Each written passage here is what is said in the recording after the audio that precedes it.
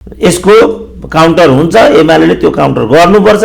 महाभियोग लगाउने भने चाहिँ सङ्लो पानीमा धमिलो बनाउने, धमिलो बनाएपछि माछा पाइन्छ कि भनेर कोसिस गर्ने, तर परिस्थिति चाहिँ माछा होइन भ्याकुत पनि नपाउने स्थिति छ। माधव नेपालवालाको फैसलाको एउटा कुरा, अब त्यो फैसला ढ्याक्क गरिदियो भने त सारा परमादेश उल्टाइदिन बेर छैन। चोलेन्द्र समिति त अहिले पनि प्रधान न्यायाधीश छन् नि। विश्वनाथ उपाध्यायले गरेको फैसला सेटिङको फैसला। केपी ओली चाहिँ यस्तोमा अलिक कुटिल भन्ने छ, हेर्नु न कोही कान्छाको पनि के रहेछ, फाइ मात्रै रहेछ कि ट्याउ ट्याउ मात्रै हो कि। अब केपी ओली पनि परीक्षामा बस्ने बेला आयो। हामी प्रचण्डको यस्तो अस्थिर स्वभाव र अस्थिर राजनीतिको शिकार हामी हुँदैनौँ। जहाँसम्म प्रचण्ड र चाहिँ तपाईँको चाहिँ माधव नेपालको कुरा छ, उहाँहरूले एमालेसँग होइन कि नेपाली जनतासँग माफी माग्नुपर्छ। न्यायपालिकामा न्याय क्षेत्रको न्यायाधीशहरूको राजीनामा माग गर्दै प्लेकार्ड बोक्ने, राजीनामा माग गर्दै कोही न्यायाधीश बेन्चमा बस्ने कोही नबस्ने, यो जतिको पराकष्ट अर्को हुनै सक्दैन। सरकारमा आफै छ, सरकार सञ्चालन आफै गरिरहेछ, अनि तल एमसिसी नो एमसिसी भनेर जुलुस निकालेर गाई जात्रा गर्न मिल्छ? फिर्ता गरिदेऊ, अमेरिकालाई भनिदेऊ ल तिम्रो चाहिँ अनुदान सहयोग हामीलाई चाहेन। विधि कि विधि भनेको होइन माधव नेपालले, भयो त विधि। यो सर्वोच्चको प्रधान न्यायाधीश भन्नेले ठ्याक्कै गरेको गल्ती चाहिँ के हो त? उहाँहरू तीनजनाको बिचमा आन्तरिक गोप्य सहमति के भयो भन्ने बुझिन्छ भने चुनावको मिति चाहिँ घोषणा गरौँ, यो धेरै नै प्रेसर पर्यो। हजुर। र मिति घोषणा गरेपछि अदालतमा एउटा मुद्दा हालिदिउँ, त्यसपछि त्यो मुद्दालाई बेस बनाएर निर्वाचनको मिति चाहिँ फेरि पनि साथ निर्वस्त्र हुने यिनीहरू त नाङ्गा बाबा नहुन्, यिनीहरू लोक लज्जा जम्मै गुमाइसके। अब यो सबै शेरबहादुरले गरिरहेछन्, फेरि आफै शेरबहादुरले नियुक्त गरेको, त्यही पार्टीले नियुक्त गरेको चोलेन्द्र शमशेर, हाउसले नै अनुमोदन गरेको चाहिँ पद। यदि त्यो व्यथितिको अगुवाई चाहिँ सभामुखले नै गर्छ भने सभामुखलाई हटाउनुपर्छ। न्यायपालिकाको चाहिँ व्यथिति सच्याउनुपर्छ।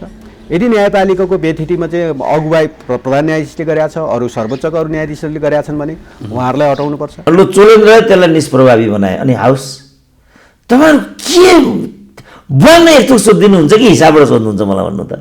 अब कसैले भन्छन् चोलेन्द्रलाई कारवाही गरेपछि न्यायपालिका शुद्ध हुन्छ। हजुर, म मान्दिनँ। कसरी शुद्ध हुन्छ?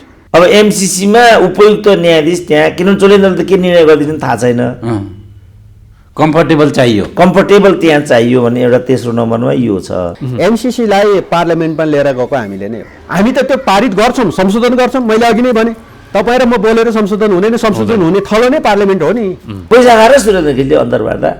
अब अहिले अदालतले पैसा देखाइदियो कि बाउको तिरिमिरी देखाइदिएन यो पशुपतिनाथ धर्मशाला काण्डमा? हामी सशक्त ढङ्गले नेपाली जनताको आवाज बुलन्द गरेर निर्वाचन तोकिएकै मितिमा वैशाख 30 गते नै हुन्छ। उनीहरूले गर्न सक्दैन भने एमाले आएर गर्छ। सभामुखलाई झम्टिन पुग्यो भने अब माओवादी त यिनीहरूभन्दा उद्दण्ड हुन्छन्, किनभने यिनीहरूभन्दा खराब हुने माओवादी भनेको उद्दण्डताका दृष्टिकोणले उनीहरूले राष्ट्रपति विरुद्ध ल्याइदिन्छन्। त्यसपछि त त्यो त सडकका खिच्चा कुकुर झगडा गर्ने जस्तो रणमैदान हुन पुग्छ त्यो यिनीहरूको संविधान सभाको घर। कोही पानीमाथिको ओबानो नबने हुन्छ, कसैले यहाँ जुलुस ननिकाले हुन्छ। त्यसका सबै भागीदार छन्, सबै दल भागीदार छन्। कोत पर्व यसरी नै भएको थियो। वास्तवमा कोत पर्व कसरी भएको भन्ने कसैलाई पनि थाहा छैन नेपालीहरूलाई। यस्तो चाहिँ कारणले कोत पर्व भएको थियो। उसले उसलाई हान्ने, उसले उसलाई हान्ने। जङ्गबहादुर सब हामी यसलाई संशोधनसहित पारित गर्छौँ भन्ने हामी त्यो पक्षमा, अहिले पनि त्यो पक्षमा। हामी फेल गर्नुपर्छ, केही हुँदैन, यो खराब छ, त्यो पनि भनिरहेको छैन। चितवनवाला प्रकरणमा मतपत्र च्यातेको पक्षमा फैसला गर्ने जुन न्यायाधीश थियो, त्यो न्यायाधीशलाई प्रधान न्यायाधीश बनाउनको लागि उनीहरूले चाहिँ दीपक राज जोशीलाई बलिको बोको बनाए। सबै निर्वाचनमा गठबन्धन गर्छौँ भने चाहिँ काहीँ न काहीँ गठबन्धन टुट्यो भने समाप्त हुन्छ, सिद्धिन्छ भन्ने डरले नै त्यही बोल्या होला नि त। यो अहिले जो यस पछाडि काम हुने जुन न्यायाधीश छ, यसको ग्याङले चाहिँ परमादेश लेखेको भन्ने छ र उनको चाहिँ यो चैत वैशाखतिरै हो क्यारे रिटायरमेन्ट हुँदैछ। त्यसकारण सर्वोच्च अदालतको परिसरमा एउटा फोटो झन्डाउने रहर यिनको पनि हो। लोकतन्त्रको नेता हामी हौँ भनेर काङ्ग्रेसले अब भन्न सक्दैन। काङ्ग्रेसले आफ्नो लोकतान्त्रिक छवि गुमाइसक्यो। यदि त्यस्तै अपराध गरेकै प्रधान न्यायाधीश हो भने हटाउने नै मनसाय हो भने त प्रमुख प्रतिपक्षसँग छलफल गर्नु परेन? यसरी छापामार शैलीमा ल्याएर हुन्छ? महाभियोगको बैशाखी टेक्न पुग्नु भएको छ, यो पनि कहाँनिर भाँचिन्छ थाहा छैन होइन। मतलब मान्छेको न्याय पाउने अधिकारमाथि कुण्ठित गर्न पाइन्छ आन्दोलनको नाममा? प्रधान न्यायाधीशलाई हटाउने नै हो भने नेकपा एमालेको सङ्ख्या नलिकन महाभियोग लाग्दैन। अब यो हिजो प्रधान न्यायाधीशलाई चाहिँ महाभियोग लगाए, तपाईँले चाहिँ प्रधान न्यायाधीशले राजीनामा दिनुहुन्न भन्ने लाइन थियो, जबरजस्ती बहिर्गमन गराउने बाटोमा लाग्यो, के हुन्छ अब? अब संवैधानिक सङ्कट आउँछ, किनभने 2/3 चाहिन्छ। प्रमुख प्रतिपक्षको सहमति बिना त्यो 2/3 हुँदैन। यिनीहरूले यो जग किन हँसाएका हुन् म के पनि बुझ्दिनँ। चोलेन्द्र शमशेर त बिचरा एउटा खरदार जस्तो त्यहाँ जागिर खाएर बसिरहेको थिए, उनको बेन्चमा पनि कुनै किसिमको सेयरिङ हुँदैन थियो। साँच्चै भनौँ न त्यस्तो खास जुन प्रधान न्यायाधीशको छवि र व्यक्तित्व समाजले ओन गर्थ्यो त्यो अवस्था पनि थिएन। मैले चाहिँ खालि यिनीहरूले यही तरिकाले संवैधानिक र अन्य पदाधिकारीहरूलाई दुत्कार्ने, दुरुपयोग गर्ने, तिनको स्वास्नीको झोला बोकाउने, छोराछोरीको स्कुल लैजाने गाडी बन्दोबस्त गरिदिने, खर्च तयारी गरिदिने, विदेशमा राखेर शिक्षा दीक्षाको व्यवस्था गरिदिने, यो इन्स्ट्रुमेन्टको रूपमा यिनीहरूले दुरुपयोग गरेको मैले थाहा पाएपछि मैले काँध हालिदिए हो। मैले खालि चोलेन्द्र शमशेरको मात्रै कुरा होइन, अच्युत कृष्ण खरेलका पालादेखि मैले चाहिँ अधिकारीहरूको सपोर्ट गर्न थालेको हो। यो नगर है केटा हो तिमीहरू भनेर, अरू फेरि केही होइन। यिनीहरू चाहिँ लेनदेन गर्ने बिचौलिया यस्ता नहुन्। एउटा पुलिसको जिल्लाको डिएसपी आफ्नो हातमा भयो भने त मान्छे मारेर हिँड्ने नि हुन्छ। यो हो नेपालको ग्राउन्ड रियालिटी। मैले त्यसको लागि होइन, मैले चाहिँ ती पदहरूको गरिमाको लागि। कति मेहनत गरेर एउटा मान्छे डिएसपी भएको हुन्छ, कति मेहनत गरेर एउटा मान्छे सम्पादक भएको हुन्छ, कति मेहनत गरेर एउटा मान्छे सचिव भएको हुन्छ। एउटा लठुवा मन्त्री आएर, प्रधानमन्त्री आएर तिनीहरूमाथि घोडा चढ्न पाइँदैन नि, नोकर होइन नि त ऊ। जस्तो यो बतास प्रकरण मेरो कुरा त्यति थियो। अहिले अब अदालतले फेरि बतासलाई नै काम गर्न दिनु भन्यो। यो बिचमा जति फन्डा भयो त्यसको त केही अर्थ भएन।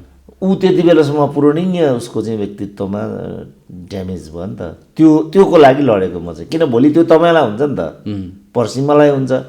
त्यो एउटा जर्मन कविता जस्तो, उसलाई पक्रियो यहुदी भनेर याद गरिन, उसलाई पक्रियो समाजवादी भनेर याद गरिन, अन्त्यमा मलाई नै पकड्न आयो नाजी पुलिस, मेरो पछाडि साथ दिने कोही पनि थिएन भने जस्तो। यो त्यस्तै स्थिति हुन्छ यहाँ। अब अच्युत कृष्णलाई घोडामा चढे लकेटे, अनि पछि सुशीला कार्कीमाथि झम्टिन आइपुगे। लोकमान्य सुशीला कार्कीको त पछि निर्वाचनमा चाहिँ महँगो पर्यो काङ्ग्रेसलाई, सुशीला कार्कीको महाभियोग प्रकरण। यो चाहिँ के हुन्छ त फेरि? अनि महँगो पर्यो भन्ने हाम्रो एउटा अनुमान होला होइन। अब अर्कै पृष्ठभूमिमा काङ्ग्रेसले त्यो मूल्य चुकाउनु परेको थियो, तर मान्छेले त्यसलाई पनि भ्यालु एड चाहिँ गरे। त्यो पनि एउटा अस्त्र चाहिँ भयो। अन्त भ्यालु एड गरे यिनीहरूले। भनौँ न भ्यालु एड त अब कोही पनि भ्याट कोही तिर्दैन नि त नेपालमा, तर भ्याट सिस्टम त छ। ठुल्ठुला व्यापारीहरू विनोद चौधरीहरू भ्याट तिर्दैन नि, खालि गरिब दोकाने रक्सी बेच्ने यस्ता मात्रै तिर्छन्। तर त्यो नाममा हुर्मत लिन पाइन्छ। डेमोक्रेसीमा पब्लिकको प्रतिष्ठा हुन्छ कि हुँदैन? डेमोक्रेसीमा राजनीति मात्रै वर्चस्वमा रहने चिज हो कि आम नागरिक र सिभिलियन बाहेक या अथोरिटीहरू यिनीहरूको पनि इज्जत हुन्छ भन्ने लडाइँ हो क्या यो। त्यस कारण मैले चोलेन्द्र शमशेरको हकमा के भनिदिएको, तिमी कुनै हालतमा राजीनामा नदिनु, हद भए महाभियोग लाग्छ हामी हेरौँला भनिदिएको थियो। अब यिनीहरू त्यो हदमा पनि पुगे। तर अझ एमालेबाट अर्को गल्ती हुने खतरा छ। त्यो गल्ती चाहिँ उसलाई म नगर्नको लागि, खालि 2/3 विपक्षमा उभिनको लागि मात्रै आह्वान गर्छु। त्यो गल्ती के भने उसले चाहिँ सभामुख विरुद्ध पनि सोचेको भन्ने छ। सभामुखदेखि अरू 4जना वरिष्ठतम प्रधान न्यायाधीशलाई हानिदिने एमालेको तयारी छ। आज हानिदिन सक्ने भन्ने। 4जना बारेमा मलाई केही पनि भन्नु छैन। सभामुखलाई झम्टिन पुग्यो भने अब माओवादी त यिनीहरूभन्दा उद्दण्ड हुन्छन्, किनभने यिनीहरूभन्दा खराब हुने माओवादी भनेको उद्दण्डताका दृष्टिकोणले उनीहरूले राष्ट्रपति विरुद्ध ल्याइदिन्छन्। त्यसपछि त त्यो त सडकका खिच्चा कुकुर झगडा गर्ने जस्तो रणमैदान हुन पुग्छ त्यो यिनीहरूको संविधान सभाको घर। त्यस्तो तयारी पनि सुन्ने थियो। राष्ट्रपति विरुद्ध सत्ता गठबन्धनले ल्याउने, फेरि उपराष्ट्रपति विरुद्ध फेरि एमाले ल्याउने। अनि त्यसो गर्दा कहाँ पुग्यो? कोत पर्व हुँदैन? कोत पर्व यसरी नै भएको थियो। वास्तवमा कोत पर्व कसरी भएको भन्ने कसैलाई पनि थाहा छैन नेपालीहरूलाई। यस्तो चाहिँ कारणले कोत पर्व भएको थियो।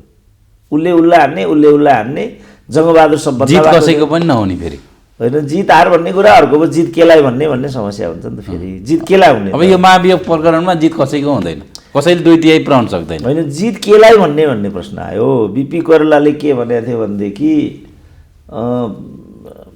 आदर्शको लागि समर्पण नै मान्छे हुनुको तात्विकता हो भनेको छ बिपी कोइरालाले।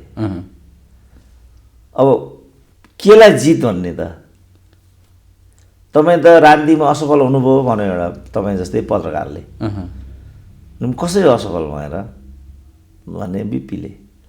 पत्रकारले त राजशासकको महाप्रबन्धक हुने, प्रेस काउन्सिलको अध्यक्ष हुनेलाई नै सबभन्दा सफल भन्न ठानेको छ। पत्रकार भनेको के हुन्छ त्यही त हो। विश्वविद्यालयको प्राध्यापक भनेको त्यहाँ बिसी हुन पाइन्छ कि यसैलाई आफ्नो आफ्नो लाइन आफ्नो त्यसैलाई विज्ञ देख्छन्, त्यसैलाई एउटा सफलता भन्न ठान्छन् होइन। किन मान्छेको जीवनको लक्ष्य जब सीमित हुन्छ त्यसपछि उसले त ठुलो आकाश त देख्दैन। नेताको प्रधानमन्त्री राष्ट्रपति भन्ने बस त्यो होइन। अब राष्ट्रपति त जो पनि हुँदो रहेछ भन्ने कुरा त हामी देखिहाल्यौँ होइन। रामवरण यादव त कुनै वरियताका व्यक्ति थिएनन्, न विद्या भण्डारी कुनै वरियताकी व्यक्ति हुन्, जो पनि त राष्ट्रपति हुँदो रहेछ। पार्टीले बोक्यो भने सिद्धि हो। अब पार्टीले बोक्यो भन्ने कि होइन, एउटा गुटले बोक्ने कुरा आयो होइन। अब ऊ रामकुमार झाँक्रीलाई तिमी आजदेखि मन्त्री भन्दै थियो, मन्त्री भएन। जो पनि त हुँदो रहेछ कि त्यो पदको गरिमाको लागि त एकदम चाहिँ त्यो हैसियतवाला व्यक्तिलाई मात्रै, जस्तो पञ्चायती कालमा पनि जोसुकै मन्त्री हुन्छ भन्ने कुरा मान्छेले कल्पना गर्दैन थियो नि। जोसुकैले तकमा पाउँछ भन्ने कुरा नि कल्पना गरिँदैन थियो। अब अहिले त्यो के एकजना पाण्डे भन्ने छ, ऋषि कुमार पाण्डेको किताब पढ्दाखेरि पो के थाहा भयो भने राजाकै पालामा रानी तकमा बेचिरहेछन्। अब अहिलेका थाङ्ना त यिनको त के गरिमा छ, के छ जसले पनि यो 1200 1100 तकमा बाँडेर हिँड्छन्। हामी गोर्खा आन्दोलनमा काम गर्दाखेरि लाउरेहरू भन्थे क्या, यो भिसी त कुत्तालाई लगाइदिए पनि हुन्छ, हामीलाई पेट। अब महाभियोग लगाए सत्ता गठबन्धनले, बारको एक छत्र माग थियो प्रधान न्यायाधीशलाई हटाउने। अब सत्ता गठबन्धनले हटाउने बाटोमा गए। यसले चाहिँ के को लागि खास यो ल्याए, के लाग्छ तपाईँले चाहिँ? अब यो चाहिँ अब यसमा विभिन्न किसिमको विदेशी चलखेल भन्ने पनि छ, टाइम बाइङ भन्ने पनि कुरा छ, टाइम डिट्याक्सन गरिदिने। जस्तो मान्छे अब चाहिँ अब एमसिसीमा केन्द्रित थियो मान्छे, अब मान्छे त यतातिर केन्द्रित भयो नि। मलाई झर्को पनि लाग्थ्यो गएका 2 महिनादेखिका अन्तर्वार्तामा एमसिसीको प्रश्न नसोधेको अन्तर्वार्ता हुँदैन थियो। अब तपाईँले आज सोध्नु भएन, विषय डाइभर्ट भयो। हो यो हो एउटा षड्यन्त्र भन्ने पनि छ। अब अर्को यस पछाडि जो कायम हुन खोज्दैछन् त्यहाँ त्यो एमाले हुन दिँदैन होला भनेर म अपेक्षा गर्छु। 4 जनाकै विरुद्ध उसले ठोक्छ होला भन्न ठान्छु। अग्नि सापकोटालाई चाहिँ अहिले रोक्नै पर्छ। यो जुन अदालतका न्यायाधीशहरू हुन्, बाँकी न्यायाधीश, तिनीहरूले त अदालतको गरिमा हो नि।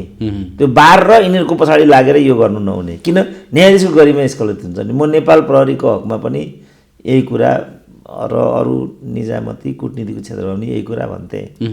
प्रहरीमा चाहिँ हामी वरियतालाई मिच्नेपट्टि छैनौँ भनेर तीभित्रका प्रहरीहरूले अडान लिदिए भने त यी बाहिरकाले उनीहरूलाई चाहिँ दुरुपयोग गर्नु पाउँदैन थियो नि त। तीभित्र तछाड मछाड। जस्तो ध्रुवबहादुर प्रधानले अच्युत कृष्ण खरेलको विरुद्धमा बगावत नगरेको भए वामदेवले त्यो कोलो त्यहाँ त्यो हस्य गर्नु पाउँदैन थियो नि त। यही कुरा एउटा ढोडोको तोकमा थियो खड्का भन्ने। रुक्माङ्गतको विरुद्धमा माओवादीले चाहिँ ढोडोको तोकमा बनाएर अगाडि उभ्याइदियो।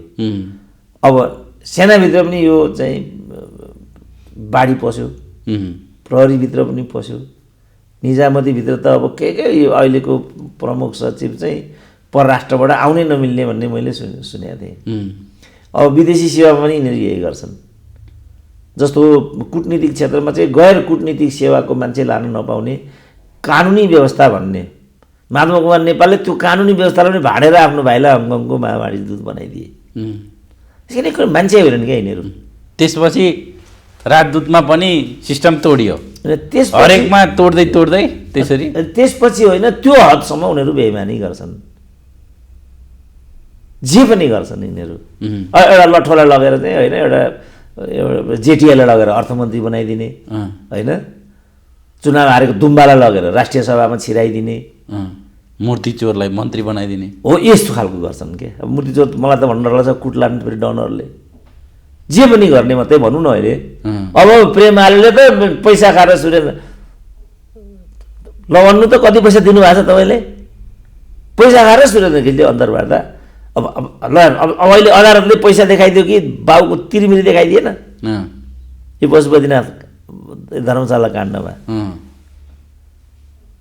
यो नगर मैले भनेको अब अहिले प्रेमालेकै विरुद्धमा चिठी काटेको छ क्यारे त मन्त्री पदको गरिमा रह्यो त मैले त मन्त्री पदको लागि प्रेमीहरूको लागि लडेको हो नि मैले त यसरी अन्डरमाइन गर्नु हुँदैन म बिपी कोइरालाको त्यो प्रसङ्ग जोड्दै थिएँ त्यसकारण म असफल होइन पदमा जानेलाई मात्रै सफल भन्ने हो भने त क्राइस्ट पनि असफल भयो भन्नु पऱ्यो गान्धी पनि असफल भयो भन्नु पऱ्यो एउटा आदर्शको लागि समर्पित भएर लडिन्छ कि लडिँदैन लडिन्छ भने त्यही नै सफलता हो लडिँदैन भने त्यो असफलता हो त्यसो भएको हुनाले नेपालका राजनीतिक दलहरूले राजनीतिका लागि जे एउटा विधि र त्यसको प्राप्तिको लागि जे अस्त्र चाहिँ समात्न पुगेका छन् यिनीहरूमा अहिले पनि चेताएन यो चाहिँ दुःख लाग्दो कुरा छ अब अनेक पटक यही हरकत गर्नाले राजाले 17 साल 59 साल ल्याउने गरेको हो नि त अब विकल्पै छैन अहिले हेर्नु त ल म जस्तो जिउँदो छोरो भएको भए म राष्ट्रपतिकामै टेकओभर गरेर म अगाडि बढिदिन्थेँ तर बिचरा छैन कसैको लुर जस्तो अब यिनीहरूको स्वार्थ चाहिँ के थियो त ठ्याक्कै यो महाभियोग लाउनुमा महाभियोग एमसिसी प्रकरणलाई डाइभर्ट गर्नेदेखि ल्याएर अनेक कुराहरू होइन अहिले यो माधव नेपालवालाको फैसलाको एउटा कुरा भन्छन् होइन अब त्यो फैसला ढ्याक्क गरिदियो भने त सारा परमादेश उल्टाइदिन बेर छैन चोलेन्द्र समिति त अहिले पनि प्रधान न्यायाधीश छन् नि एउटा यो कुरा सुन्दै थिएँ मैले अर्को कुरा चाहिँ यो चितवनवाला प्रकरणमा त्यो मतपत्र च्यातेको पक्षमा फैसला गर्ने जुन न्यायाधीश थियो त्यो न्यायाधीशलाई प्रधान न्यायाधीश बनाउनको लागि उनीहरूले चाहिँ दीपक राज जोशीलाई बलिको बोको बनाए होइन त्यसपछि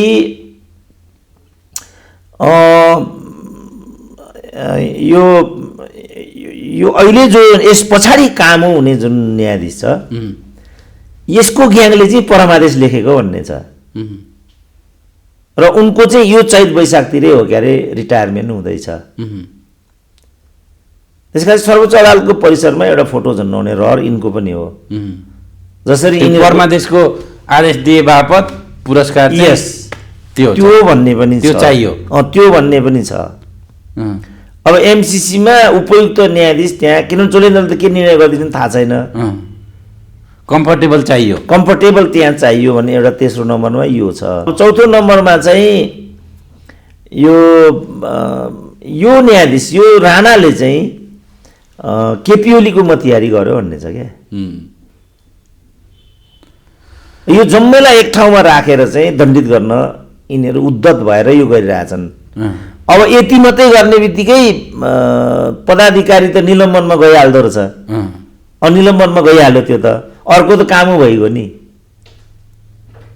अब हातको मान्छे छ जे उचित भयो त्यो निर्णय गराउन सकिने स्थिति आयो त्यहाँ अब चोलेन्द्र त हातको मान्छे थिएन जे निर्णय पनि गराउन सकिँदैन थियो फेरि त्यो निर्णय उता कन्भे गरिदियो भने त्यो पनि अप्ठ्यारो भयो यहाँ त अहिले विश्वासको सङ्कट पनि छ भनेको माधव नेपालहरूको पार्टी नै खारिज हुने अवस्था आएपछि पनि भन्ने एउटा बजारमा हल्ला छ नि त्यो चाहिँ कतिको सत्य होइन अघि मैले भने नि त त्यो पनि प्रकरण फैसला हुनेवाला त्यहाँ थियो एउटा भन्ने छ त्यो पनि एउटा प्रकरण भयो खारिजै फैसला गरिदिए पार्टी नै खारिज हुन्थ्यो अब सबै जस्तो भनौँ न अब पार्टी खारेज भन्ने कुरा त गौण कुरा भयो कमल थापाको पार्टी दर्ता हुन्छ भन्छन् मुख्य त्यो 14 जना सूर्यका सांसदहरू हुन् नि त्यो सभामुखले न्याय दिएन भन्ने एमालेलाई अदालतले न्याय दिन्थ्यो भन्ने त्यो त स्वतः थियो त्यो नमिल्ने कुरा गरिरहेछ तिनीहरूले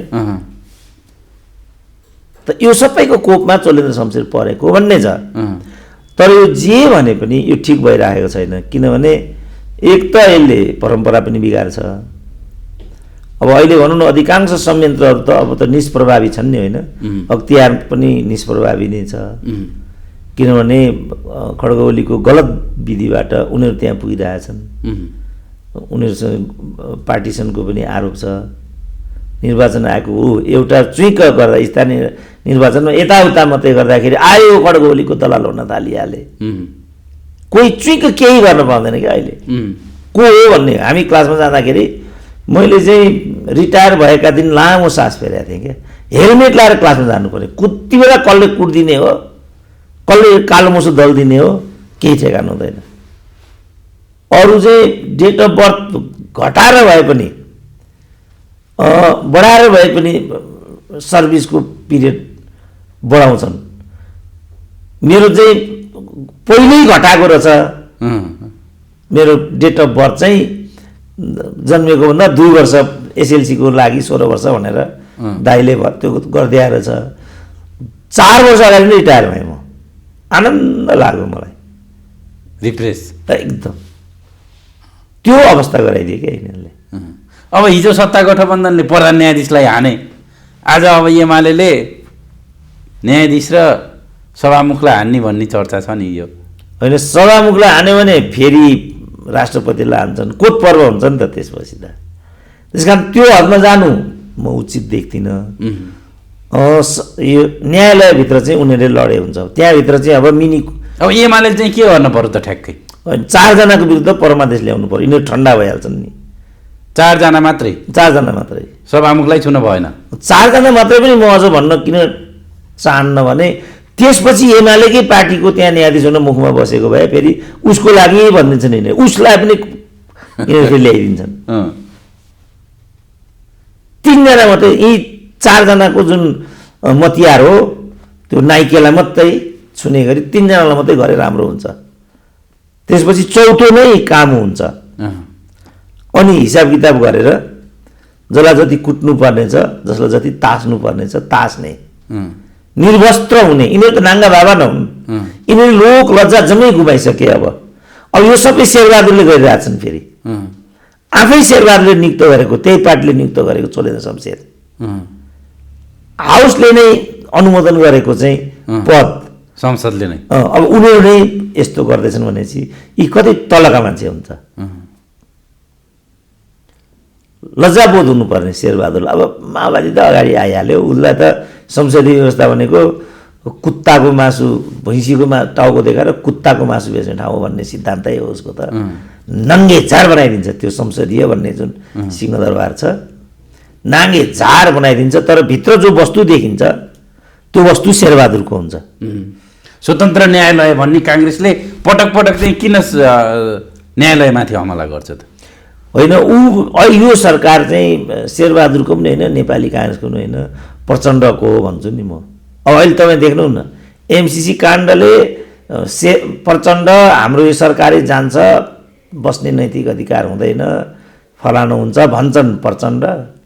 शेरबहादुर माओवादीको एजेन्डालाई यसरी बोक्छन् भनेपछि कति लाचार र निष्प्रभावी छन् भन्ने कुरा त त्यहाँबाट पनि देखिन्छ नि त।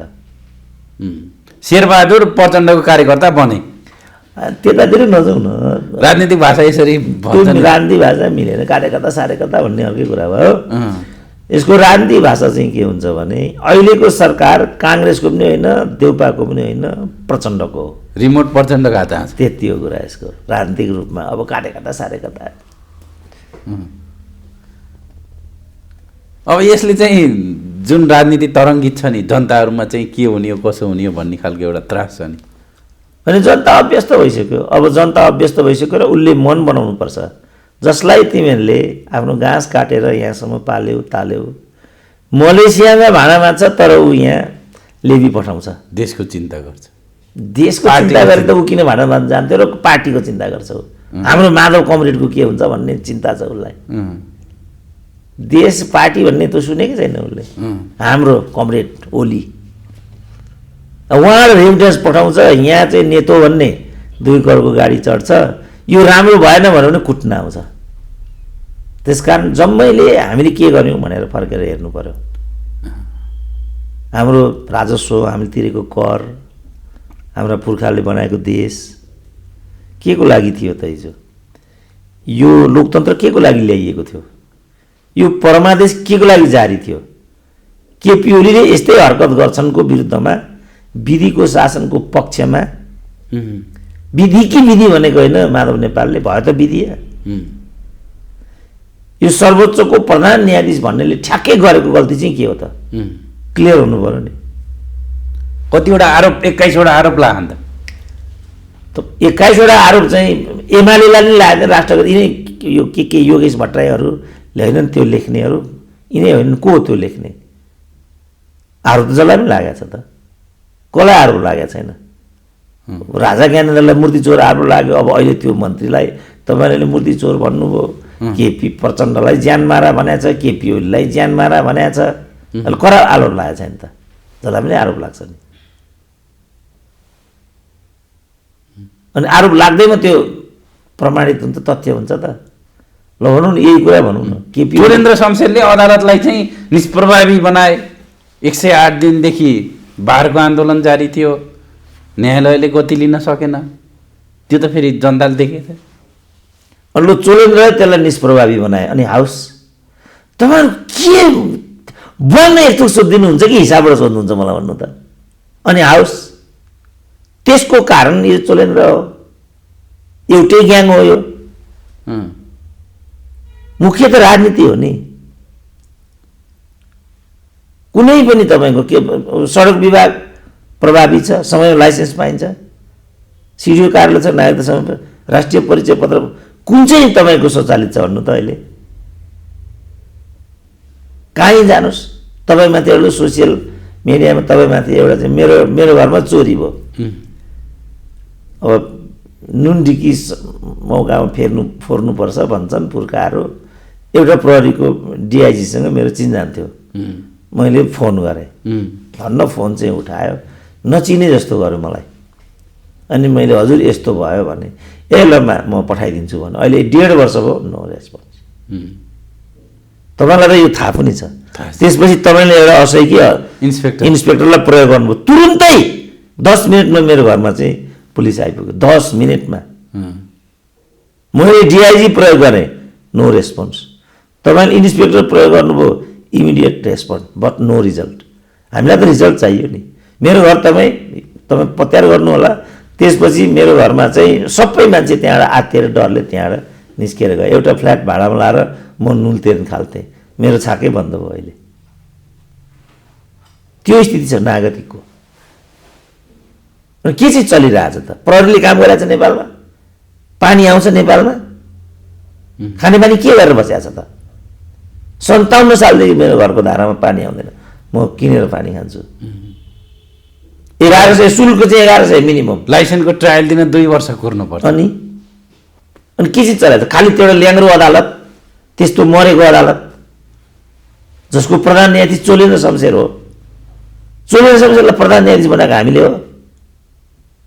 त्यहाँ कस्ता प्रधान न्यायाधीश हुन्थे हेर्नु त? हिजो करेन्द्र बहादुर सिंह, हरिप्रसाद प्रधान, अनुपराज शर्मा, विश्वनाथ उपाध्याय, सोनाम धन्य, प्रधान न्यायाधीश हुन लागेका मान्छे थिए नि तिनीहरू। अहिले यिनीहरूले बिगारेको त हो नि। उनीहरूको जसको पनि पक्षमा फैसला गरिदियो भने राम्रो, अलिकति सिधा बाटोमा लाग्यो भने त्यो चाहिँ अब त्यसले मानेन। अब जस्तो भनौँ न, मूलतोलबाट चोलेन्द्र शमशेर त्यहाँभित्र पसेको भन्ने छ। अब तपाईँ नरहरीको किताब त बजारमै छ नि त अहिले। नरहरीले चाहिँ ट्राई गरे उपयुक्त मान्छे त्यहाँ ल्याउने भनेर। यिनीहरू कस्तो रहेछ भने कोही पनि मान्दा रहेनछन् न्यायाधीश हुन चाहिँ। किन? वरिष्ठ अधिवक्ताले नै महिनाको उस्तै पऱ्यो भने 1 करोड जति कमाउँछ। अनि यी जम्मै कोही टेलिकम्युनिकेसनको, कोही बिमाको, कोही कहाँको कन्सल्टेन्ट हुँदो रहेछन्। यो झगडा चाहिँ यिनीहरूको कहाँबाट सुरु भएको भनेर मैले सुने भने त्यो मध्ये एउटाको कन्सल्टेन्ट थिए शम्भु थापा। गोकुल बास्कोटाले तिनलाई निकालिदिए। 4 लाख, 5 लाख, 10 लाख त यिनीहरू कन्सल्टेन्ट भएर खाँदा रहेछन् तिनीहरू महिनाको। अनि यता वकालत इत्यादिबाट के जाति गरेर उनीहरूको सरदर उस्तै पऱ्यो भने महिनाको 50 लाख, 1 करोड कमाउँदा रहेछन्। अनि त्यो लुते न्यायाधीश 67,000 तलब खाएर लेखेर एउटा हवलदार पछाडि राखेर त किन हिँड्थ्यो र रातभरि अनि दोहोरी जानु पर्यो फेरि यिनीहरूलाई। यस्तो चरित्र भएका मान्छेले अनि चोलेन शमशेरमा प्रश्न उठाउने, नरहरीको किताब पढ्नु न। अनि उनीहरूलाई चाहिँ न्यायाधीश बनाउन घर घरमा गएका रहेछन् नरहरी कानुन मन्त्री हुँदा खोज्दै को बन्छौ भनेर कोही नभन्दो रहेछ। एउटा लिखेलाई हाम्रो तर्फबाट फलानु भन्दो रहेछन्।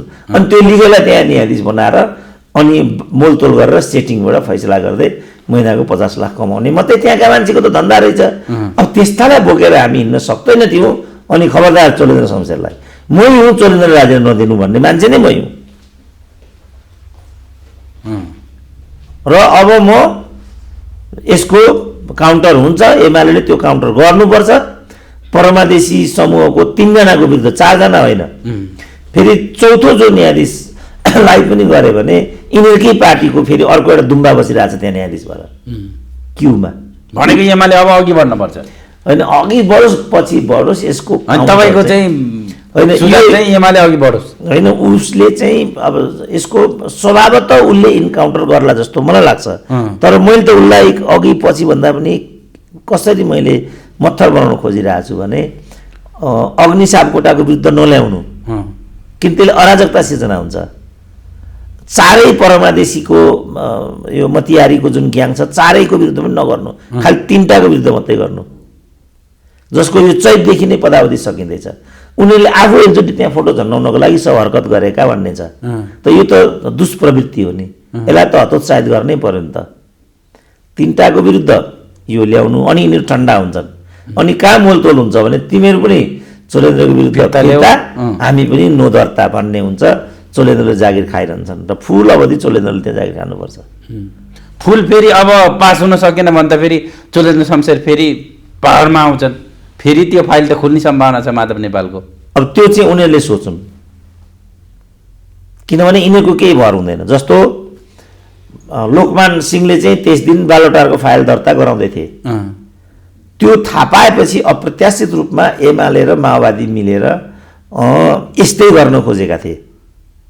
उनले इमिडिएट राजीनामा दिइहाले। यिनले चाहिँ त्यो पनि मौका पाएनन्। सुशीला कार्कीलाई केमा लायो त? सुशीला कार्कीलाई चाहिँ नवराज सिलवालको काण्ड थियो, आइजीको प्रकरण, आइजी प्रकरण थियो। त्यहाँ के जाति नक्कली सर्टिफिकेट के सबै फटाना हुन् यिनीहरू। यिनीहरू के मान्छे होइनन् के भयो, टिन्टारली फटा हुन् यिनीहरू। भनेको अब के हुन्छ त तपाईँले देखेको नेपालको यो अब आज र भोलिमा अब 1-2 दिनमा चाहिँ के हुन्छ त? अब जो होगा मन्जुरी खुदा होगा। अब कसले यिनीहरूलाई नचाहेर, यिनीहरू कठपुतली न हुन्, कम्फर्टेबल होला। अब कता के हो किन हो, यिनीहरूले किन यो गरिरहेका। अब हाम्रो यो अन्तर्वार्ता बद्दा नबद्दा एमालेको पनि आउँछ होला लाइन होइन। अब त्यसपछि बादल फाट्छ। एमालेको हाम्रो केपी ओली चाहिँ यस्तोमा अलिक कुटिल भन्ने छ। हेरौँ न कुमाई कान्छाको पनि के रहेछ, फाइ मात्रै रहेछ कि ट्याउ मात्रै हो कि। अब केपी ओली पनि परीक्षामा बस्ने बेला आयो। हेरौँ कुमाईको तिखो हुन्छ भन्छन्, के हुँदो रहेछ हेरौँ। अहिलेसम्म त हामीले केही पनि देखाएको थिएन। जैसी हो के अरे प्रचण्ड दाल त जैसीकै राजनीति हाबी देखाएको छौँ हामीले। अब कुमाईको पनि हेरौँ न एकपल्ट, पावर हेरौँ न के रहेछ। कुमाईको खुब हुन्छ भन्छन् कि, मैले त देखाएको छैन के हो कुमाईको भन्छन् क्या समाजमा। ए कुमाई भन्छन्, कुमाईको निकायको के भन्छन् होइन। हेरौँ न त कुमाईको पनि के रहेछ। पर्सि संसद छ, फेरि हिजो संसद पनि स्थगित गरे। अब भोलि अब यो त्यो अघि 4 नम्बर हामीले देखायौँ चोलेन्द्रको प्रकरणमा यो हुनुको पछाडि 5औँ चाहिँ हाउस खुलाउने एउटा प्रपञ्च पनि यही बाटोबाट अगाडि बढिरहेको छ पनि भन्छन्। हाउस त चल्न दिँदैन एमाले, र हाउस चल्दैन चल्न दिनु हुँदैन भन्ने मै हुँ फेरि। र अहिले पनि मेरो पोजिसन त्यही हो, हाउस चल्दैन चल्न दिनु हुँदैन। अब पनि चल्न दिनु हुँदैन। किन चल्न दिने? जब अदालत चल्न दिइएन, जब कुटनीति चल्न दिएन, जब त्यो थाङ्नो हाउस किन चल्नु पऱ्यो? तलब खाइरहेछन् केटाहरूले त्यतिकै हिँडी खाइरहेछन् होइन। तलब खान त रोकिएको छैन। बजेट क्वाप अग्नि सापकोटाले पनि भने बजेट जस्तो एमसी जबरजस्ती पारित हुँदैन। भनेपछि जबरजस्ती पारित भएको रहेछ भन्ने देखियो। त खान त केही रोकिएको छैन, तलब भत्ता सुविधा केही रोकिएको छैन। एउटै कुरा जनताको लाइसेन्स, राष्ट्रिय परिचय पत्र, खानेपानीको मेलम्ची, यिनै रोकिएका हुन्। यिनै सुरेन्द्र केसीको चोरीको खानतलासी न्याय यो मात्रै त रोकिएको हो, अरू त के रोकिएको छ र? सुचारू नै छ। अब हामी कुटो कोदालो गर्छौँ, भाँडा माझ्छौँ, जीवन गुजार्छौँ, यही रहेछ नि त नियति। यसलाई नै हामीले लोकतन्त्र भन्यौँ। यसकै लागि जनयुद्ध लडेको के भन्छन् लडाका, लडाका पनि अगाडि आउनु पऱ्यो नि। लडाका चुलाएर बसिदिने बजारमा, भाँडा माझेर बसिदिने लडाकाहरू के गर्ने हो? हस्, महत्त्वपूर्ण समयको लागि धेरै धन्यवाद। ल हस्, धन्यवाद। माननीयजी स्वागत छ हजुरलाई। नमस्ते। अहिले देश दुनियाँ चकित छ कि अहिले यो हल्लाखल्ला पनि नगरिकन सुटुक्क गठबन्धनले जुन किसिमबाट प्रधान न्यायाधीशमाथि महाअभियोग लगाउने दर्ता गरेको छ 98 जना सांसदहरूले, यसप्रति एमालेको धारणा के हो? हामी चाहिँ यो जुन ढङ्गले हजुर पछिल्लो कालमा नेपालको राष्ट्रिय राजनीति बिग्रेकै थियो, ट्र्याकमा थिएन र अहिले स्ट्याग्नेसनमा गए पछाडि हामी प्रतिपक्षी दलको हिसाबले हामीले भन्यौँ, पटक पटक छलफल वार्ताबाट निष्कर्ष निकालौँ भनेर धेरैचोटि आह्वान गऱ्यौँ। सत्तापक्ष त्यो सुन्नै तयार भएन। त्यस पछाडि निरन्तर पार्लियामेन्ट अवरोध गरेको चाहिँ चार्ज एमालेमाथि लगाउँदै आयो। पछिल्लो 2 महिना बढी त उहाँहरूले नै पार्लियामेन्टको बैठक सार्दै आउनु। तर पनि अब एउटा जिम्मेवार राजनीतिक दलको हैसियतले हामीले वार्ता प्रारम्भ गऱ्यौँ। अनौपचारिक रूपमा धेरै राजनीतिक दलहरूसँग, त्यसका नेताहरूसँग हामीले वार्ता प्रारम्भ गऱ्यौँ। त्यसकै परिणाम अलिकति अब प्रधानमन्त्रीज्यू चाहिँ प्रतिपक्षी दलको नेताको घर बालकोटसम्म जाने स्थिति पनि बन्यो। त्यस पछाडि पनि निरन्तर वार्ता गर्दै रह्यौँ हामीले, सबै राजनीतिक दलहरूसँग वार्ता गर्दै रह्यौँ र अलि निर्वाचन गर्दैन कि भन्ने संशय पनि थियो। त्यस कारणले हामीले निर्वाचन तिथि घोषणा गर्नुपर्छ भन्ने दबाब पनि हाल्यौँ। केही आन्दोलनहरू पनि भए र नेपाली काङ्ग्रेसमाथि एउटा प्रेसर पर्यो कि एउटा लोकतान्त्रिक पार्टीको छवि बनाएको पार्टी हजुर निर्वाचन तोकिएको मितिमा होइन 5 वर्षभित्र निर्वाचन नगर्दाखेरि त्यो छवि हट्छ कि भन्ने उसलाई डर पनि थियो। हजुर तर त्यो डरको बिचमा उहाँहरूको बिचमा चाहिँ खास गरी सत्ता साझेदार प्रमुख 2टा दल हजुर उहाँहरू निर्वाचन जसरी पनि सार्नुपर्छ भन्ने पक्षमा हुनुहुन्थ्यो हजुर र खास गरी 3टा नेताहरू अब प्रधानमन्त्रीज्यू, त्यस पछाडि माधव कुमार नेपालजी र प्रचण्ड, उहाँहरू 3 जनाको बिचमा आन्तरिक गोप्य सहमति के भयो भन्ने बुझिन्छ भने चुनावको मिति चाहिँ घोषणा गरौँ। यो धेरै नै प्रेसर पर्यो। हजुर र मिति घोषणा गरेपछि अदालतमा एउटा मुद्दा हालिदिउँ, त्यसपछि त्यो मुद्दालाई बेस बनाएर निर्वाचनको मिति चाहिँ फेरि पनि सार्न सकिन्छ भनेर उहाँहरूको त्यो सहमति भयो। त्यो सहमति अनुसार उहाँहरू चाहिँ मुद्दा हाल्न पनि लगाए। त्यस पछाडि त्यसको फैसला चाहिँ आयो कि तोके पछाडि तोकेको मितिमा गर्नु भन्ने चाहिँ अदालतको चाहिँ नै लिने स्थिति बनेन। त्यस पछाडि अदालतमा अरू 2टा मुद्दाहरू थिए। खास गरी ललिता निवासको मुद्दा चाहिँ फैसला भइहाल्नु पर्ने थियो, त्यसका दोषीहरू उप कारबाही गर्नुपर्ने थियो। त्यस पछाडि त्यसका दोषीहरूमध्ये एउटा दोषी माधव कुमार नेपाल पनि अब को छन्, अब त्यो त्यहाँ ककललाई दोषी दोषीहरूमाथि कारबाही गर्नुपर्ने स्थिति थियो। त्यस पछाडि तपाईँको चाहिँ खास गरी कानुन विपरीत, संविधान विपरीत जुन 14 जना सांसदलाई कारबाही गरेकोमा त्यो कारबाही नगरिकन त्यसको समेत शनाखत लिएर दल दर्ता गरेको थियो। त्यो सम्बन्धी तपाईँको चाहिँ मुद्दा पनि पेशीमा चढेर फैसला हुने स्थितिमा पुगेको थियो हैन। त्यसैले न्यायालयसँग सम्बन्धित कतिपय विषयहरू तपाईँको चाहिँ अड्केर बसेको थियो यो बिचमा। त्यही सबै कुराहरू चाहिँ निर्णायक ठाउँमा जानुपर्छ। त्यसैले समाजवादीका 14 सांसदको मुद्दा न्यायालयमा थियो र त्यसलाई फैसला हुनेवाला हो। कारबाही गरिएको थियो एमालेबाट, कारबाही त सदर हुनुपर्ने। त्यसैले सदर नगरिकन तपाईँको चाहिँ जसरी तिनका समेत शनाखत लिएर चाहिँ दल विभाजन गर्ने काम भयो, यो त गैर कानुनी काम भयो होइन, गैर संवैधानिक काम भयो र त्यो विषयमा मुद्दा थियो। त्यो मुद्दाको फैसला हुने थियो। त यी सबै प्रकरणहरूमा वर्तमान सत्ता पक्षलाई असजिलो महसुस भयो। उहाँहरूले मुलुक चाहिँ जुन ढङ्गले एउटा मैले अघि नै भने कि एउटा स्ट्याग्नेसनबाट केही न केही सोल्युसन अब निस्किन्छ, मिति पनि तोकिया थियो निर्वाचनको।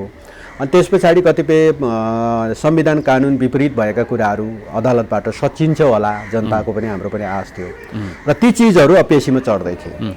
अब एकाएक अब यो सबै चिज परिघटनाले सत्ता पक्षका केही दलहरूलाई प्रतिकूलता हुन्छ कि क्या हो उहाँले बुझ्नुभयो। हजुर। त्यस पछाडि एउटा राजनीतिलाई स्थिरतातर्फ अगाडि जाने, ट्र्याक बाहिर गएको राजनीति ट्र्याकमा आउने खालको जुन परिस्थिति बनेको थियो, त्यो परिस्थितिलाई फेरि पनि धुमिल पर्ने र एउटा चाहिँ राजनीतिलाई विशृङ्खलित बनाउने, अनि त्यस पछाडि तपाईँको चाहिँ मुलुकलाई फेरि पनि द्वन्द्वतर्फ फसाउने। हजुर। अनि यो अभिप्रायका साथ अहिले प्रधान न्यायाधीशमाथि जुन आरोप लगाउनु भएको छ, त्यो आरोप प्रमाणित भयो भने ठिक छ, प्रधान न्यायाधीश हटाउने नै होला, हटाउनु पर्दछ।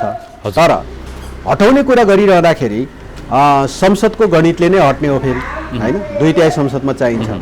त्यसैले हटाउने अब हटाउने सवालमा तपाईँहरूले मतदान गर्नुहुन्छ कि गर्नुहुन्न? एमाले मतदान गर्छ कि हटाउने हिजोका दिनदेखि म यति कुरा भन्छु कि तपाईँको चाहिँ उहाँहरूले हटाउने मनसाय थियो भने जम्मा जम्मी उहाँहरूको के मनसाय हो भन्दा महाभियोग दर्ता गर्ने, महाभियोग दर्ता गरेपछि प्रधान न्यायाधीशजी निलम्बनमा पर्नुहुन्छ।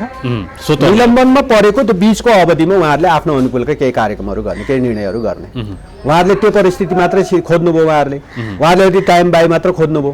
प्रधान न्यायाधीशलाई हटाउने नै हो भने नेकपा एमालेको सङ्ख्या नलिकन महाभियोग लाग्दैन, पास हुने स्थिति छैन। त्यसो हुँदा तपाईँको चाहिँ नेकपा एमालेसँग कुनै परामर्श गरिएन, कुनै छलफल गरिएन। ठिक छ, उहाँहरूले कतिवटा बुँदामा चाहिँ आरोप पत्र दर्ता गर्नुभएको छ। अब ती आरोप पत्रहरू तपाईँको चाहिँ सत्य नै हुन्छ, प्रमाणितै हुन्छ भने त प्रधान न्यायाधीश मात्र हट्ने हो र? फौजदारी अभियोगमा कारवाही चलाउनु पर्ने न्यायाधीश देखिन्छ, होइन? तर हटाउने यदि त्यस्तै अपराध गरेकै प्रधान न्यायाधीश हो भने हटाउने नै मनसाय हो भने त प्रमुख प्रतिपक्षसँग छलफल गर्नु परेन? यसरी छापामार शैलीमा ल्याएर हुन्छ? त्यसैले हटाउने मनसाय उहाँहरूको छैन। उहाँहरूको मनसाय के हो भन्दाखेरि तपाईँको चाहिँ उहाँलाई केही समय निलम्बनमा राख्ने, त्यसले आफ्नो अनुकूलका केही निर्णयहरू गर्ने र अदालतलाई दूषित बनाउने। तपाईँहरू काउन्टरमा जाने भन्ने कुराहरू पनि चलिरहेको छ। अब यस्तो कुरा चाहिँ हामी न्यायाधीश, नेपालको शासन प्रणाली, अनि त्यस पछाडि तपाईँको चाहिँ यसको कतिपय बनोट, होइन? त्यस पछाडि विभिन्न अङ्गहरू, राज्यको सञ्चालनका अङ्गहरू, यो सबै एक अर्काका चाहिँ प्रतिद्वन्दी होइन भन्ने कुरामा एमाले विश्वास गर्छ। यी सबै एक अर्काका परिपूरक हुन्।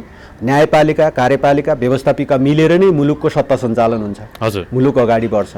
तर यी अङ्गहरू एक अर्काका प्रतिद्वन्दी भएर एक अर्कालाई सिद्ध्याउने खेलमा चाहिँ लाग्नु हुँदैन भन्ने काउन्टर अट्याकमा तपाईँहरू। त्यसो भएको हुनाले हामी चाहिँ के ठान्छौँ भने यो प्रत्येकका आफ्ना मर्यादा छन्, होइन? आफ्ना चाहिँ संवैधानिक ड्युटीहरू छन्।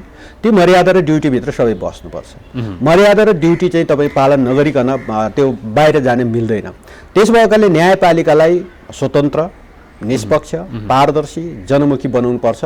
यो कुरा नेकपा एमाले बुझ्दछ। विगत लामो समयदेखि नेकपा एमाले संसद अवरुद्ध गरिरहेको छ। यो बिचमा तपाईँहरूको सभामुखप्रतिका असन्तुष्टिहरू, उहाँले गरेका काम क्रियाकलापहरूप्रतिको असन्तुष्टि, विभिन्न कुराहरू पनि छन् र तपाईँहरूसँग त्यो मत छ कि तपाईँहरूले पनि उहाँलाई महाअभियोग लगाउन सक्ने, दर्ता गर्न सक्ने मत छ? निलम्बित गर्नलाई त तपाईँहरूसँग 2/3 मत त छैन, तर महाअभियोग दर्ता गर्ने मत त छ। आजको दिनमा जनचासो, जनताले हेर्ने गरेको अब एमालेको चाहिँ कार्यक्रम, एमालेको चाहिँ क्रियाकलाप कता जान्छ भनेर जनचासोमा आएको कुरा छ। यसलाई कसरी व्याख्या? अब यस्तो हो, मैले त्यसैले भनेको सबै चाहिँ राज्य सञ्चालनका अङ्गहरू संवैधानिक ड्युटी र मर्यादामा बस्नुपर्छ। हामीले यति बुझे हो। सभामुखज्यूले संवैधानिक ड्युटी र आफ्नो पदीय मर्यादामा बस्नु भएन। उहाँले त्यो पदीय मर्यादा पनि उल्लङ्घन गर्नुभएको छ। संवैधानिक ड्युटी त तपाईँले उहाँले पुरा गर्नै भएको छैन। त्यस्तो छ। अहिले सर्वोच्चका पनि केही न्यायाधीशहरूले त्यही गर्नुभएको छ। हिजो तपाईँको चाहिँ परमादेश जारी गरिरहँदाखेरि उहाँहरूको जुन संवैधानिक ड्युटी थियो, होइन, त्यो ड्युटी पुरा गर्नुभएको छैन उहाँहरूले। उहाँहरू सेटिङको आधारमा फैसलामा उत्रिनु भएको छ। प्रधान न्यायाधीश चोलेन्द्र शमशेर मात्र हो र अरू न्यायाधीशहरू पनि त्यसमा टिममा हुनुहुन्छ। त्यसो भएको कारणले हामी के चाहन्छौँ भने कोही एकजना व्यक्तिलाई कारवाही गरेर वा नगरेर यो चाहिँ आजको समस्या समाधान हुन्छ त? हामी हुँदैन भन्ने पक्षमा छौँ। त्यसो भएको हुनाले सबै चिज मिलाउनुपर्छ। सबै जुन जस्तो व्यवस्थापिकाभित्र रहेको व्यथिति सच्याउनुपर्छ, होइन? यदि त्यो व्यथितिको अगुवाई चाहिँ सभामुखले नै गर्छ भने सभामुखलाई हटाउनुपर्छ। न्यायपालिकाको चाहिँ व्यथिति सच्याउनुपर्छ। यदि न्यायपालिकाको व्यथितिमा चाहिँ अगुवाई प्रधान न्यायाधीशले गरेका छ, अरू सर्वोच्चका अरू न्यायाधीशहरूले गरेका छन् भने उहाँहरूलाई हटाउनुपर्छ। त्यस पछाडि तपाईँको चाहिँ व्यक्तिबाटै व्यथिति हुने हो। फेरि अब कहिलेकाहीँ व्यथिति कानुनबाट पनि हुन्छ, र कानुन संशोधन गर्नुपर्छ। कानुनबाट व्यथित छ भने कानुन संशोधन गर्नुपर्छ। जसरी मैले भनिरहेको छु नि, प्रत्येक सार्वजनिक पद धारण गरेका व्यक्तिहरूको सम्पत्ति विवरण सार्वजनिक गर्ने कानुन बनाऊ। त्यो कानुन बनाए पछाडि कसले सार्वजनिक गर्दैन, कानुनले थिति बसालिसक्छ। त्यसै कानुनले थिति बसालेको पनि अहिले व्यथिति कानुनमा के छ, जतिसुकै कमाऊ, न्यायाधीश भएर कमाऊ, प्रशासक भएर कमाऊ, नेता भएर कमाऊ, भ्रष्टाचार गरेर कमाऊ, सम्पत्ति विवरण त सार्वजनिक त हुँदैन होइन। त्यसैले तपाईँ थिति नै व्यथिति कहाँ छ भन्दा सम्पत्ति विवरण सार्वजनिक नगर्ने कानुन छ हामीसँग। सार्वजनिक कानुन गर्ने कानुन बन्यो भने त्यो थिति बस्छ। हो, त्यो थिति बसिसकेपछि कसैले अटेर गर्यो भने उसलाई कारबाहीमा जान्छ। अनि त्यसो भएको हुनाले कानुनबाट हुने व्यथितिलाई कानुन संशोधन गरेर हुन्छ, तर व्यक्तिबाट हुने व्यथितिलाई तपाईँको चाहिँ त्यो व्यक्तिलाई कारबाही गरेर कानुन बमोजिम कारबाही गरेर चाहिँ समाधान हुन्छ। हिजोसम्म तपाईँहरूले भन्ने गरेको परमादेशको सरकार, चोलेन्द्रको इजालासले बनेको सरकार, परमादेशले बनेको सरकार भनेर तिनै चोलेन्द्रमाथि विष बमन गर्ने एमाले आज न्यायपालिका क्रियाशील हुन नसकिरहेको, नेपाल बारको एक किसिमको आन्दोलन अनवरत रूपमा चलिरहेको बेला सरकारले न्यायालयले गतिरोध अन्त्य गर्न न्यायालयको गतिरोध अन्त्य हुन सकेन भनेर जुन किसिमको क्रियाकलाप गरिरहेको छ, यसप्रति तपाईँहरू किन यस्तो हुन्छ जस्तो समाज गुटबन्दीपूर्ण छ, समाज एकताबद्ध कहीँ पनि हुँदैन, समाज गुटबन्दीपूर्ण छ, समाज विभाजित छ। त्यही गुटबन्दीपूर्ण राजनीतिक आस्था, विचार, धर्म हरेक चिजमा समाज त विभाजित छ नि। अनि यो विभाजित समाजमा राजनीतिमा पनि विभाजित छ। त्यसले समाज एउटै नहुने कारणले हामी अलग अलग दल बनायौँ होइन। त्यही दलभित्र पनि विभाजन छ। त्यही विभाजन भाग भएर एमाले र चाहिँ माओवादीसँगै हुन सकेन। एमाले भित्रबाट केही साथीहरू बाहिर पनि निस्किनु भयो। विभाजित छ समाज, समाज विविधता छ र त्यो विविधतायुक्त समाजमा न्याय क्षेत्र, न्यायपालिका विवाद हुनु हुँदैन र विविधताको चाहिँ त्यहाँ चाहिँ प्रतिनिधित्व हुँदैन न्यायपालिका। हामीले सिस्टम विकास गरेको, विश्वले विकास गरेको चाहिँ न्यायपालिकीय सिस्टममा, न्याय क्षेत्रको सिस्टममा त्यही विकास गरेको छ। तर यो पछिल्लो परिणाम चाहिँ समाजभित्र रहेको, राजनीतिक दलभित्र रहेको विभाजनको चाहिँ प्रवेश गर्यो, त्यहाँ न्याय क्षेत्र प्रवेश गर्यो र न्याय क्षेत्रका न्यायाधीशजीहरूलाई राजनीतिले प्रभावित गर्यो र राजनीतिको सेटिङको आधारमा न्यायाधीशजीहरू फैसला गर्ने ठाउँमा उभिए र त्यो फैसलाको आधारमा तपाईँको चाहिँ परमादेशहरू आए र ती परमादेश आइसके पछाडि जब राजनीति छिरेर त्यहाँ चाहिँ तपाईँको चाहिँ विशृङ्खलता भइसकेपछि अनि त्यो विभाजनको रेखा न्यायालयभित्र पनि पर्यो र अहिलेको पछिल्लो परिणाम भनेको न्याय क्षेत्रभित्रकै, न्यायपालिकाभित्रकै विभाजन हो, न्यायपालिकाभित्रकै गुटबन्दी हो। न्यायपालिकाभित्र न्यायाधीशहरूको भित्रको राजनीति हो। न्यायपालिकामा न्याय क्षेत्रको न्यायाधीशहरूको राजीनामा माग गर्दै प्लेकार्ड बोक्ने, राजीनामा माग गर्दै कोही न्यायाधीश बेन्चमा बस्ने, कोही नबस्ने, यो जतिको पराकष्ट अर्को हुनै सक्दैन। त्यसो भएको कारणले त्यहाँभित्र रहेको विभाजन, त्यहाँभित्र रहेको गुटबन्दीको पछिल्लो परिणाम हो र त्यो परिणाममा राजनीतिले पनि साथ दियो। न्याय सम्पादनका कतिपय कामहरू ठप्प हुँदा सरकारले बाध्य भएर यो महाअभियोग दर्ता गरेको भनेर भन्नेहरूलाई के भन्नुहुन्छ? होइन, ठप्प भने त कस्तो चिज हो भने तपाईँको चाहिँ मैले भनिहालेँ, न्याय क्षेत्रमा हडताल गर्न पाइँदैन, न्यायाधीशहरू बेन्चमा बस्दिन भन्न पाइँदैन होइन, न्यायाधीशहरूले गुटबन्दी गर्न पाइँदैन र बारको आन्दोलन निरन्तर चलिरहेको थियो। बार पनि तपाईँको चाहिँ सेवाग्राही कसैको आज मुद्दाको बहस गर्नु छ, फैसला गर्नु छ। कोही मान्छे चाहिँ तपाईँको चाहिँ हाम्रो यद्यपि हाम्रो चाहिँ मृत्युदण्डको कानुन छैन, तर पनि तपाईँ चाहिँ आजीवन कारावासको कानुन पनि छ। कोही मान्छे निर्दोष मान्छेलाई कुनै मुद्दा लाग्यो होला होइन, अनि त्यस पछाडि त्यहाँ बहस गर्नुपर्ने होला, अनि ऊ मान्छे पूर्वपक्षमा थुनामा होला, बहस गर्दाखेरि उसले सफाइ पाउने होला कसैले। मतलब मान्छेको न्याय पाउने अधिकारमाथि कुण्ठित गर्न पाइन्छ आन्दोलनको नाममा?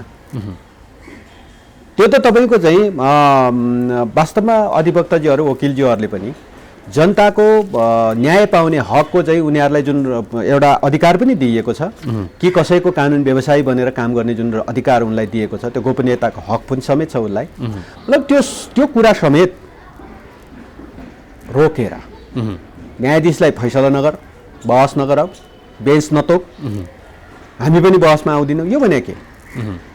सिधा सिधी जनताले न्याय पाउने अधिकार वञ्चित गर्ने कुरा हो। त्यसो भएको कारणले न्यायालयभित्र, न्याय क्षेत्रमा त विवाद गर्न पाइँदैन, प्लेकार्ड बोक्न पाइँदैन, त्यहाँ तपाईँ गुटबन्दी गर्न पाइँदैन, त्यहाँ म बस्छु र बस्दिनँ भन्न पाउँदैन। त्यहाँ चाहिँ तोकिएको त्यसैले मैले भनेको संवैधानिक ड्युटी हजुर संवैधानिक कानुनी ड्युटी पुरा गर्ने हो। त्योभन्दा बाहेक त्यहाँ अरू गर्नै पाइँदैन। र अहिले पछिल्लो परिणाम चाहिँ न्यायालयभित्र भएको गुटबन्दीको अन्तिम स्वरूप अहिले योभन्दा अरू थप पनि आउला। कसैले भन्छन् चलेन्द्रलाई कारबाही गरेपछि न्यायपालिका शुद्ध हुन्छ। हजुर म मान्दिनँ। कसरी शुद्ध हुन्छ होइन? कि कानुनबाट निर्देशित गरौँ कि त्यहाँभित्र रहेका विकृति विसङ्गति अन्त्य गर्ने, अब त्यो विकृति विसङ्गतिको अगुवाई गर्नेहरू को छन् हजुर सबैलाई चाहिँ कारबाहीको प्रोसेसमा बनाऊ।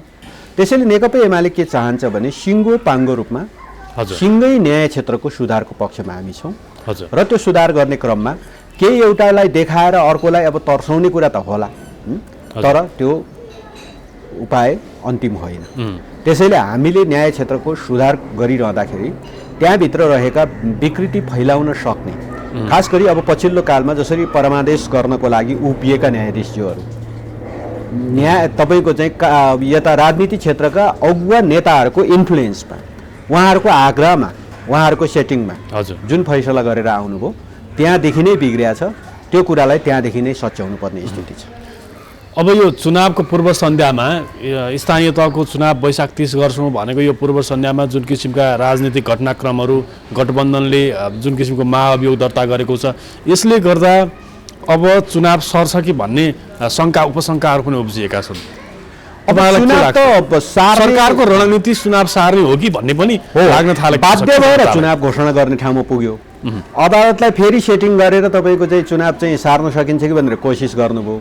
त्यो प्राप्त नभए पछाडि प्रधान न्यायाधीशलाई महाभियोग लाने ठाउँमा उहाँहरू उभिनु भयो। पछिल्लो घटनाक्रम चाहिँ त्यही हो। त्यसैले हामीलाई पनि शङ्का लाग्यो अब चाहिँ निर्वाचन गर्दैन कि यिनीहरूले होइन ले हामी सशक्त ढङ्गले नेपाली जनताको आवाज बुलन्द गरेर निर्वाचन तोकिएकै मितिमा वैशाख 30 गते नै हुन्छ। उनीहरूले गर्न सक्दैन भने एमाले आएर गर्छ। त्यस भएको हुनाले यसमा कुनै हामीले अल्मलिनुपर्ने स्थिति छैन। तर एउटै स्थिति चाहिँ के हो भने अहिले खास गरी सत्ता साझेदार दलहरू जसरी पनि निर्वाचन सार्ने उहाँहरूको मनसाय हो र त्यसमा यो अहिले चाहिँ महाभियोगको बैशाखी टेक्न पुग्नु भएको छ। यो पनि कहाँनिर भाँचिन्छ थाहा छैन होइन।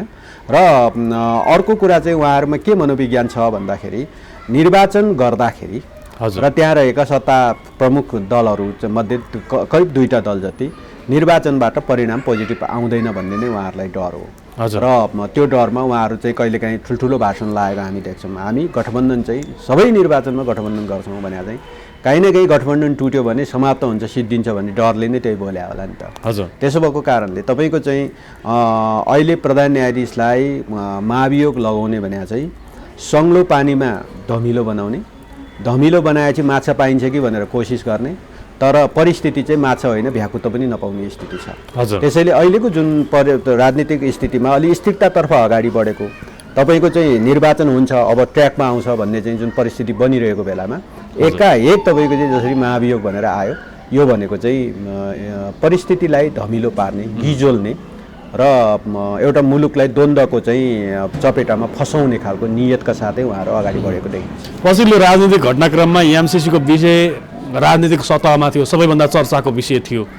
अमेरिकाको साग विदेश मन्त्री डोनाल्ड लूले समेत नेपालका शीर्ष स्तरका पार्टीका शीर्ष नेतालाई फोन गरेर एमसिसी पास गर्न सहयोग गर्नुहोस्, नत्र भने अमेरिकाले नेपाललाई हेर्ने नीतिमा हामीले पुनर्विचार गर्नुपर्ने हुन्छ भनेर जुन किसिमको धम्कीपूर्ण र विरोधाभासपूर्ण अभिव्यक्ति उनले राखेका थिए भनेर मिडियाहरूमा आइरहेको थियो, नेताहरूले भनिरहेका थिए।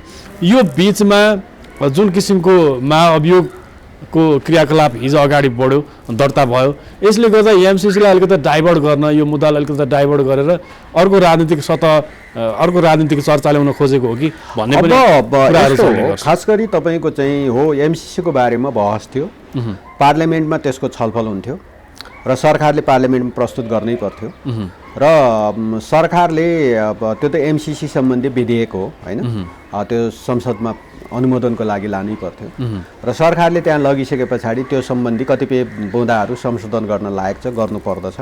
आम नागरिकले नि भनिरहेको छ, अब तपाईँको नागरिक समाजले पनि भनिरहेको छ। त्यो संशोधन चाहिँ के संशोधन हो, नेकपा एमाले त्यहाँ संशोधन प्रस्तुत गर्थ्यो र त्यो संशोधन एक्सेप्ट गर्यो उहाँहरूले भने हामी त्यसमा भोटिङ पक्षमा हाल्दैनथ्यौँ, फेरि पनि हामी मौनै बस्थ्यौँ। तर संशोधन एक्सेप्ट गरेन भने हामी विपक्षमा मतदान गर्ने ठाउँमा हामी थियौँ। हामी त्यही पोजिसनमा हो, अहिले पनि हामी त्यही पोजिसनमा हो। तर सरकारले चाहिँ कुनै पनि सरकारी विधेयक, सरकारी प्रस्ताव संसदमा लगेपछि त्यसलाई पारित गराउने दायित्व र जिम्मेवारी सरकारकै हुन्छ। सरकारकै सत्ता साझेदार दलहरू प्रस्तुत हुनै दिन्न भनिरहेछ, कोही अब सडकमै देखिसकेको छ। प्रस्तुत नगरे नि त पारित नगर्ने भए, पारित नगरे भए संसदमा नल्याउ सक्यो। अनि आफै सरकारमा चाहिँ आफै अनि त तल जुलुस निकालेर चाहिँ हामी गर्दैनौँ, हामी पारित गर्न सक्दैनौँ भनेर फिर्ता पठाइदिए भयो नि, हामी पारित गर्दैनौँ भनिदियो भयो अमेरिकाले। सरकारको एमालेलाई किन मुस्नु पर्यो? सरकारको भागीदार हुने, मन्त्री पद खाने अनि सडकमा गर्ने, सरकारमा आफै छ, सरकार सञ्चालन आफै गरिरहेछ। अनि तल एमसिसी नो एमसिसी भनेर जुलुस निकालेर गाई जात्रा गर्न मिल्छ? फिर्ता गरिदेऊ, अमेरिकालाई भनिदेऊ ल तिम्रो चाहिँ अनुदान सहयोग हामीलाई चाहेन खालको चाहिँ गिजोल्ने काममा जुन लागिरहेछ नि। माधव नेपालले जात्रा देखाएको छ भन्नु खोज्नु, यो जात्रै देखाएको हो वास्तवमा। किनभने एमसिसी नो एमसिसी हो भने नो एमसिसी सक्यो नि, फिर्ता गरिदेऊ पार्लियामेन्टबाट। अनि उसलाई भनिदेऊ तपाईँको चाहिँ अमेरिकालाई भनिदेऊ तपाईँको चाहिँ अनुदान हामीलाई चाहिएन, बस सक्यो होइन। अनि नेपाली जनतालाई बेकारमा मारामार लडाइँ प्लेकार्ड बोक्दै नो भन्दै किन हुडाउँछौँ बेकारमा? यदि पारित गर्दैन हो भने ल्याऊ संसदमा, छलफल चलाउँछौँ, हामी पनि छलफलमा भाग लिन्छौँ, हामी संशोधन हाल्छौँ। जनताले के कारणले यो नो एमसिसी भनिरहेको छ त्यो कारणसहित हामी चाहिँ त्यहाँ दर्ता गर्छौँ, संशोधन हाल्छौँ। संशोधन एसेप्ट गर, संशोधन एसेप्ट गऱ्यो भने तिमीहरू हुन्छ भन्दै गर, हामी मौन बस्छौँ, हामीले भनेकै छौँ। हामी सत्ता पक्षले ल्याएको प्रस्तावमा चाहिँ यस हुन्छ भन्दैनौँ के कहिले पनि। अपोजिसनको भूमिका निर्वाह गर्नु दुनियाँको पार्लियामेन्ट्री सिस्टमै त्यही हो के। दुनियाँको पार्लियामेन्ट्री सिस्टम के हो भने सत्ता पक्षले ल्याएको कुनै प्रस्तावलाई कुनै बाहिर अर्को राष्ट्रिय सहमति गऱ्यौँ, जस्तो हामीले राष्ट्रियताको इस्युमा, जस्तो हाम्रो नक्साको इस्युमा राष्ट्रिय सहमति भयो, त्यस कारणले पक्ष प्रतिपक्ष सबैले भोट हाल्यो होइन। तर इन जेनरल अरू प्रस्ताव अरू कुनै विधेयकमा तपाईँको चाहिँ त्यो फेरि किन राष्ट्रिय सहमति चाहेको थियो भन्दा त्यो नक्सा पास गर्दा त संविधान संशोधन थियो नि त। संविधान संशोधन भनेको दुईटै चाहिन्थ्यो नि, त्यो दुईटै चाहिने भएको कारणले हामीले दुईटैको लागि चाहिँ कोसिस गर्दाखेरि राष्ट्रिय सहमति जुट्यो होइन।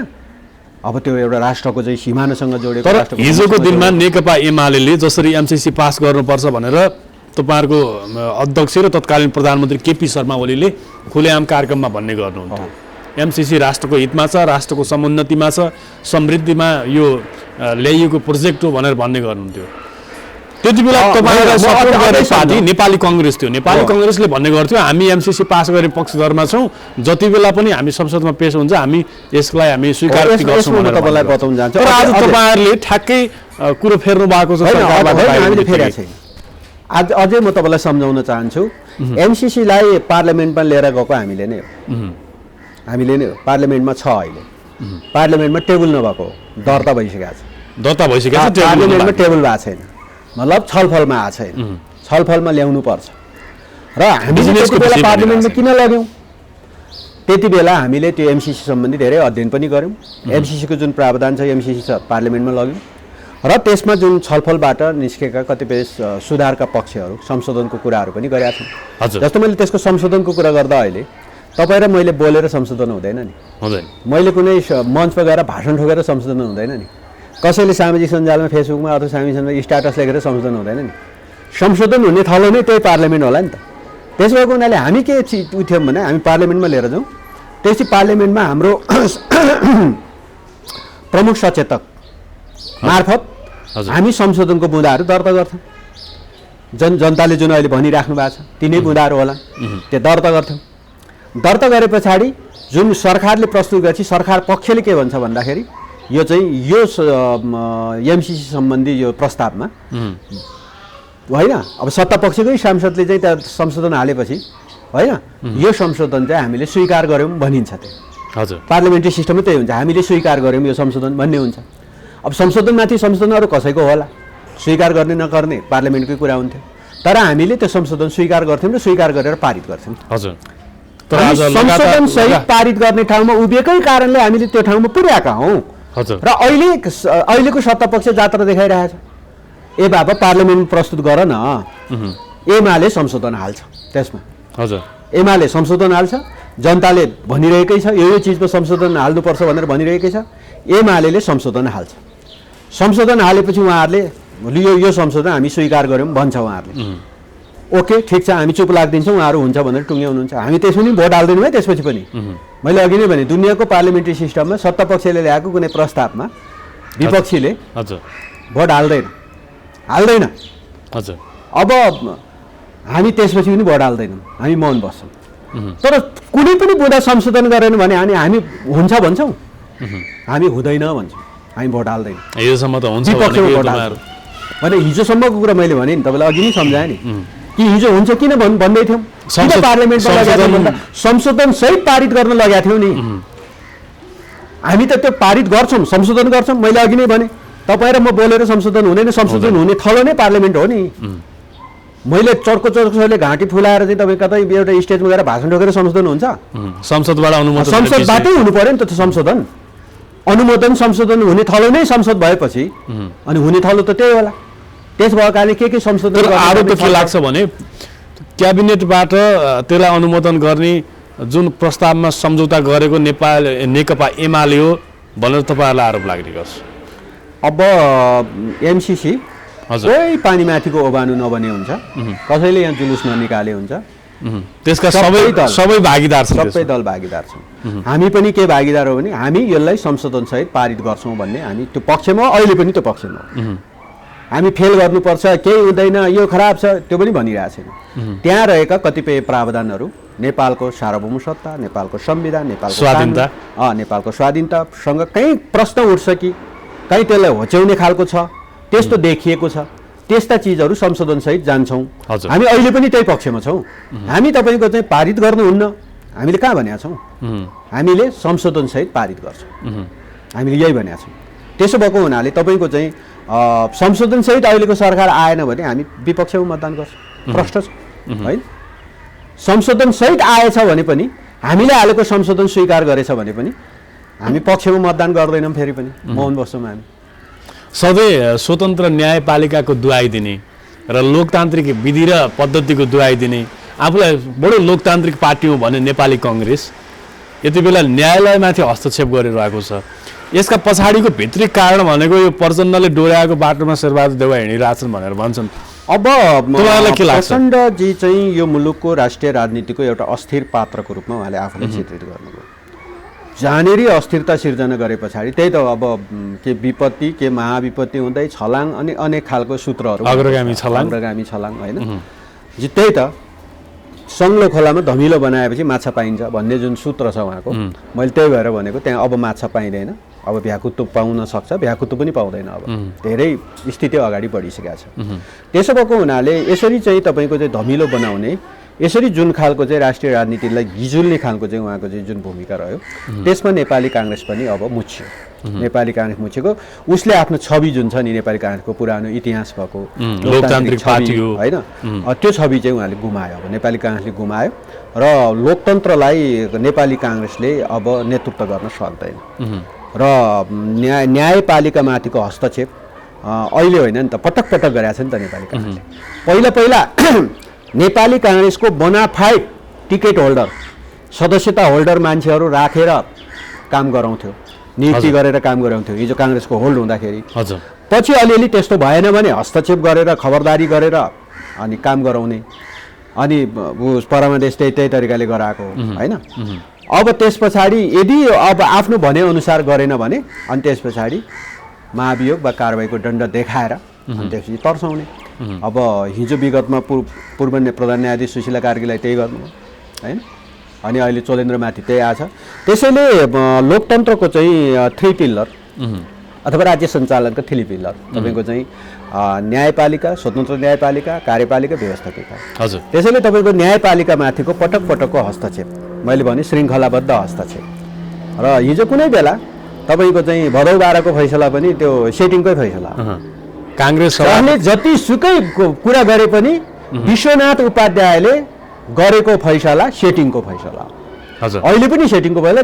त्यहाँदेखि मुलुक चाहिँ तपाईँ मुलुकलाई डिरेल गर्ने चाहिँ जुन प्रयत्न भयो, त्यो प्रयत्नमा तपाईँको सफल पनि भइरहेछन् साथीभाइहरू।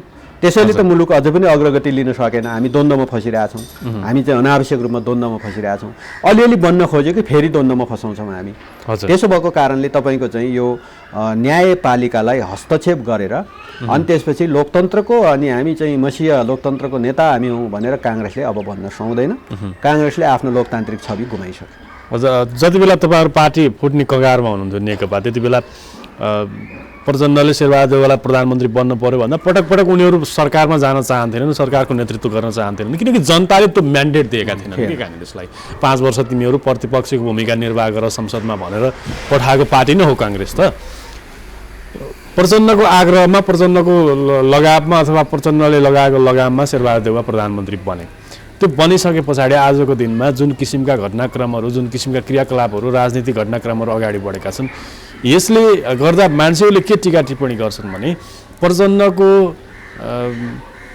शेरबहादुर देउवा प्रचण्डको खेतालो बनिरहेछन् भनेर। अब मतलब त्यही त मैले देखेँ राजनीतिको श्रृङ्खला हेर्दाखेरि 74 सालमा स्थानीय चुनाव हो, काङ्ग्रेस र माओवादी केन्द्र सरकारमा थियो, अनि तपाईँको चाहिँ उहाँहरू मिलेरै चुनाव लड्नुभयो स्थानीय तहको। एमाले प्रतिपक्षमा थियो, एमाले राम्रो चुनावको परिणाम आएपछि काङ्ग्रेससँग मिलेर चुनाव लड्यो भने सिद्धिने रहेछ भन्ने बुझिसक्यो र अब राष्ट्रिय चुनावमा जाँदा हामी सिद्धिन्छौँ भन्ने बुझे पछाडि ऊ एकाएक युटर्न भयो। नेकपा एमालेसँग मिलेर चुनाव लड्ने ठाउँमा रुखमा भोट हाल्ने 80 मा हाल्दैन भन्ने कुरा चाहिँ माओवादीले राम्रोसँग बुझ्यो। त्यस पछाडि अब एमाले त वामपन्थी पार्टी, एमालेसँग मिल्दा फाइदा हुन्छ भन्ने उसले बुझ्यो र एमालेको पनि एउटा मनोविज्ञान के भन्छ कम्युनिस्ट मिलेर चुनाव लड्दाखेरि कम्युनिस्ट जनमत बढी हुने, देशमा एउटा स्थायी सरकार हुन सक्छ। तर तपाईँको चाहिँ कम्युनिस्ट जनमतलाई चाहिँ बाँडिएको कारणले अरू सरकारमा आउने, यसै हो भने त मिलेरै चुनाव लडौँ भन्ने ठाउँमा एमाले पनि पुगेकै हो। जबकि सरकार काङ्ग्रेस र माओवादीको छ, प्रधानमन्त्री देउवा छ, चुनावी तालमेल, चुनावी गठबन्धन र त्यति बेलाको सिनारी हेर्नुहोस् कति चाँडो बिर्सिन्छौँ कि हामी। नेपाली के अरे माओवादीका मन्त्रीजीहरू मन्त्री नै हुनुहुन्थ्यो नि, यही शेरबहादुर देउवा हो नि। मन्त्रीको हैसियतमा विभागीय मन्त्रीहरूको विभाग हटाएर माओवादीबाट भएका मन्त्रीहरू सबै बिना विभागीयमा हालिदिनु चुनाव अवधिमा। हेर्नुहोस् है परिणाम। अब प्रचण्डको पनि अस्थिर राजनीति, अब चुनाव भयो, वाम गठबन्धनले राम्रो सिट लिएर आयो। त्यसपछि प्रचण्ड उसका मन्त्रीहरूलाई चुनावमा मन्त्रीको हैसियतमा चुनाव लड्ने पनि जुन अवसर हुन्छ नि त्यो अवसरसँग नदिएर शेरबहादुर देउवाले भिन्न विभागमा ठेलिदिएको छ। त्यसपछि चुनावको परिणाम आयो। तपाईँको चाहिँ चुनावको परिणाम आएको चाहिँ केही महिना कुर्नु पऱ्यो नि हामीले। परिणाम वाम गठबन्धनलाई बहुमत दिइसक्यो, तर देउवा अनेक बाहनामा चाहिँ सरकारबाट हटिरहेको छैन। भट्टाभट संवैधानिक नियुक्ति गरिरहेको छ, काम चलाउ सरकार नियुक्ति गर्छ भट्टाभट, हेर्नु है। अनि त्यस पछाडि तपाईँको चाहिँ त्यही भन्छ तपाईँको चाहिँ शेरबहादुर देउवा चुनावमा कम्युनिस्ट सरकारमा आयो भने बोल्नु पनि पाइँदैन यो मुलुकमा। कसले बोल्न पाएन त? कसैको मुख थुन्दै हिँड्यो त? एउटा मुलुकको प्रधानमन्त्री हुने जिम्मेवार नागरिकले त्यस्ता गैर जिम्मेवार कुरा बोल्न मिल्छ? अनि त्यही कुरामा लहैमा लागेर नेपाली काङ्ग्रेसको समर्थक केही साथीहरू बोल्दै हिँडेको छ, प्रचार गर्दै हिँड्या होइन। अनि त्यसपछि चुनावको परिणाम आएपछि भयो के भन्दा अब फेरि माओवादी र देउवाको गठजोड हुने स्थिति बनेकै हो। तपाईँको चाहिँ कुराहरू कहिलेकाहीँ प्रचण्डजीले सार्वजनिक पनि गर्छ तपाईँहरूको पार्टी टुक्रिएका कुराहरू फेरि प्रचण्ड र शेरबहादुर देउवा होइन, त्यो बाध्यताले है पार्टी मिलेको। अब तपाईँहरू म के तपाईँले यहाँ लान चाहन्छु हिजोकै घटनाक्रम रुखमा भोट हाल्ने 80 भोट हाल्दैन हो। म त्यसैले पूर्व अबको चुनावमा तपाईँहरूले माओवादीसँग गठबन्धन अलिकति पूर्व पृष्ठभूमिलाई जोडेर म यो ठाउँमा आउँछु कि अनि त्यसपछि के भयो त भन्दाखेरि शेरबहादुर देउवा र प्रचण्डको पटक पटक वार्ता भयो। देउवाले पनि हामी समर्थन गर्छौँ भने प्रचण्डलाई होइन, र प्रचण्ड त्यसमा मुख मिठायो उसले, मिठाएकै हो। एमाले फेरि पनि प्रतिपक्ष हुन्थ्यो होला 74 सालमा, तर पछि पार्टी पनि एकीकरण हुन्छ भन्ने कुरा भएपछि होइन, अनि प्रचण्डलाई त्यता लोभ लाग्यो। एमाले जस्तो पार्टीको म प्रमुख हुन पाएँ भने अरू के चाह्यो? यता लोभ लागेपछि उता प्रधानमन्त्री अहिले हामी गठबन्धन गरेरै चुनाव लड्या हो, जनताको जनमतको अपमान हुन्छ, अहिले चाहिँ हामी गठबन्धनकै सरकार बनाउँछौँ भन्ने ठाउँमा बल्ल बल्ल उभिएको हो। अन्तिममा नचाही पनि उभिया हो। अनि त्यसपछि तपाईँको चाहिँ पार्टी एकीकरण चुनावपछि 1 वर्षभित्र पार्टी एकीकरण भयो। हामी तुरुन्तै गर्ने वालामा थियौँ नि, तर अनेक कुरा चाहिँ प्रचण्डले आफ्नो 40% सहभागितालाई कायमै राखेर दबाब सिर्जना गरेर जाने प्रयत्न गर्यो 1 वर्ष होइन। तर जनमतले त्यस्तो भनिरहेको थिएन, जनमतले एकीकरण हो भनिरहेको थियो। अनि बल्ल बल्ल 1 वर्षपछि हामी एकीकरण पुग्यौँ। एकीकरण नै के को भन्दाखेरि तपाईँको चाहिँ प्रचण्डको आफ्नो निहित स्वार्थ थियो। हामी एमालेको के थियो भन्दाखेरि हामी वामपन्थी शक्तिलाई एकताबद्ध बनाएर लैजाउँ र एकतामै बल छ भन्ने हामीले बुझ्यौँ। तर प्रचण्डले एमालेको जुन जनाधार कार्यकर्ता पङ्क्ति छ त्यो सबैलाई समेटेर त्यसको चाहिँ नेता हुन पाए हुन्थ्यो भन्ने एउटा उनी कसरी जसरी पनि एउटा कब्जा गर्ने, त्यो एमाले मनोविज्ञानलाई कब्जा गरेर त्यसको नेता भन्ने उनी तयारीमा लाग्यो। त्यसकै परिणाम आज हामी अलग अलग पनि भयौँ, एकै ठाउँ बस्न पनि सकेनौँ होइन। हो, तपाईँले भन्नुभएको जस्तो प्रश्न हो कि यो मुलुकको वामपन्थी मतदाताले अहिलेको जुन गठबन्धन रुचाएकै छैन। मत पाउने एमालेबाट, सूर्य चिन्हबाट, सूर्यका जनताले सूर्य चिन्हमा मत हाल्ने जनताले हँसिया हतौडामा मत हालेको छ। त्यसो त हँसिया हतौडाका जनताले सूर्यमा भोट हालेको छ, ठिक छ, त्यो त हामीले एक्सेप्ट गरेकै छौँ त, हामी मिलेरै लड्यौँ। अनि त्यसपछि सूर्य चिन्हको जनताले सूर्यमै मत हाले पनि केही साथीहरू अब सूर्यबाट अलग हुनुभयो होइन, अर्को चिन्ह बोक्दै अर्को पार्टी बनाउनु कलम बोकेर हिँड्नु भएको छ। त्यहाँ कलम लिएर भनेपछि वामपन्थी मत फेरि पनि विभाजित गर्नको लागि दक्षिणपन्थी शक्तिले खेलिरहेको छ। त्यो खेल्दाखेरिको प्रमुख पात्र आज प्रचण्ड र माधव नेपाल बन्नुभयो उहाँहरू होइन। अनि उहाँहरू वामपन्थी हुन् कि दक्षिणपन्थी हुन् त अब, किनभने मत पाएको छ वामपन्थी जनताको अथवा वामपन्थी मत हाल्ने जनताले सूर्य गोलाकारभित्र हँसिया हथौडामा मत हाल्ने वामपन्थी पार्टीको, कम्युनिस्ट पार्टीको चुनाव चिन्हमा मत हाल्ने जनताको मत पाएर चुनाव जितेको छ। अनि प्रधानमन्त्री सरकार कसको बनाउँछ भने त शेरबहादुर अर्को पार्टीको, जुन कम्युनिस्ट पार्टी होइन, त्यो पार्टीलाई चाहिँ कहाँ ढाल्न पुग्छ। अनि आफ्नो पार्टीको फेरि आफ्नो पार्टीको संसदीय दलको सदस्य हुँदाहुँदै पार्टी बनाएर संसदीय दल अलग भएर अर्कै पार्टी भएर भोट हाल्नु त्यो अपराध होइन। तर एउटा पार्टी छ, त्यही पार्टीको चुनाव चिन्ह छ, त्यो पार्टीको तपाईँको चाहिँ मेनिफेस्टो घोषणापत्र लिएर चाहिँ चुनाव लडेको छ होइन। अनि त्यो पार्टीबाट त्यो पार्टीको संसदीय दलको सदस्यबाट हटेकै छैन, तर भोट हाल्छ अर्को पार्टीलाई, दक्षिणपन्थी पार्टीलाई। अनि कसरी कम्युनिस्ट हुन्छ उहाँहरू?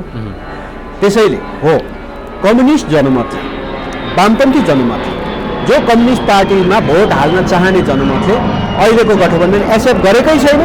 त्यो कुरा प्रचण्डले नि बुझेको छ, माधव नेपालले नि बुझेको छ। प्रचण्डले खुलस्त भन्नुभएको छ अब म एमालेसँग टेबल टक गर्न पनि तयार छु, मिल्यो भने चुनावी गठबन्धन पनि हुनसक्छ, राजनीतिक घटनाक्रम जे पनि हुनसक्छ भनेर। अब त्यो चाहिँ हामी चाहिँ अब नेकपा एमाले बरु जत्रो साइज आउँछ, हामी प्रचण्डको यस्तो अस्थिर स्वभाव र अस्थिर राजनीतिको शिकार हामी हुँदैनौँ, हामी प्रष्ट छौँ।